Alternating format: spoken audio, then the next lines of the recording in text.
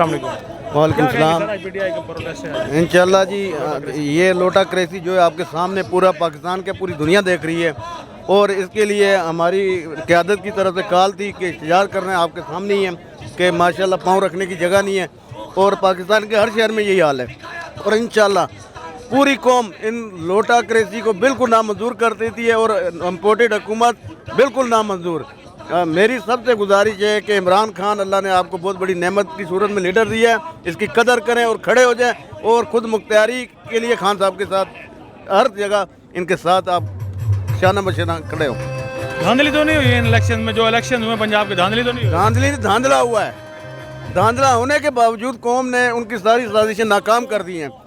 یہ 4-5 سیٹیں بھی آپ کے سامنے دیکھ لیں، ابھی ایک کی تو گنتی ہے، لیکن اس میں بھی سننے میں آ رہا ہے PP7 میں گلو بوٹوں کے گنڈے گھس گئے ہیں، ادھر دھاندلی کر رہے ہیں، لیکن اس کے باوجود انشاءاللہ اس کی فتح ہمیں ملے گی۔ یہ ابھی کی اپڈیٹ ہے، لیکن سب کچھ ہونے کے باوجود پوری دنیا نے دیکھا اللہ رب العزت نے خان صاحب کو عزت عطا فرمائی، اور خان صاحب عزت کے لائق ہیں کیونکہ وہ ایماندار ہیں۔